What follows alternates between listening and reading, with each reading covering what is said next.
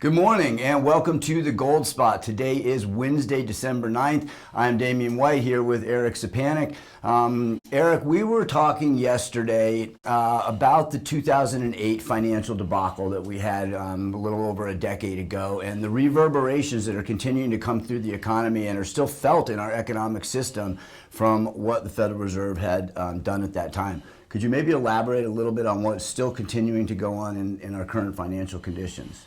Absolutely. I mean, what we were talking about yesterday is for the last 107 years, every downfall in American economy has always had something to do with the Federal Reserve manipulating the money system. And now, when we went through the actual financial crisis, there was winners and there was big-time losers.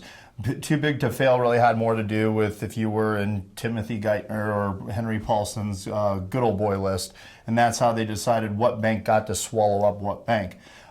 Really what we created, especially with the bailouts of like AIG and some of these other major companies, we created a system of almost like crony capitalism. So our free markets do not flow the way that they used to, because if you think about it, capitalism is a way of economic Darwinism, and then the strong eat the weak and so on and so forth. So I think that today our concerns really lie in the monetary policies that are unfolding today, and I know that you're the best guy to talk to about that. How is that affecting us right now? Where are we in this system, and where is this going? Yeah, well, I mean, it's absolutely true, the crony capitalism, and it is a winners and losers type scenario that the Fed has created. And I think at this point, the disparities between those winners and losers, we're seeing it in the economy right now. Businesses are going out of business, huge swaths of them that are never going to recover. But the elite, the big corporations, we saw that with the paycheck protection programs. And we're seeing it where investors don't have the risk. They know that they have a backstop from the Fed.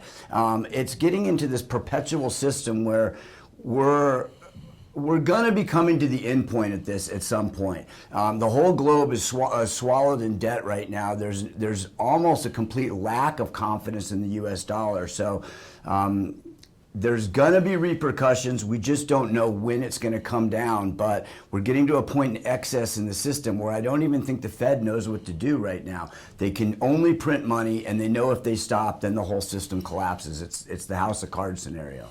So what does that mean for gold? Gold is going to be what it's done for its entirety in history. It's a stable asset.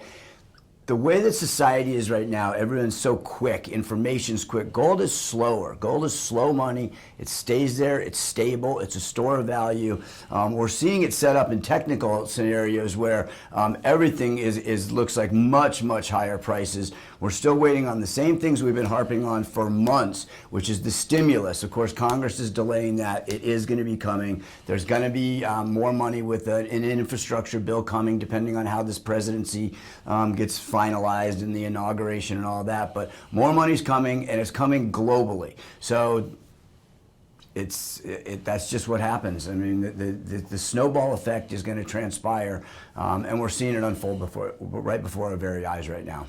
Yeah, it's interesting times we're in. Well, that's it for us today. Join us next week. If you want to chat with Damian or myself or anyone else here to talk more about this, go ahead and email us or give us a call. Have a good day.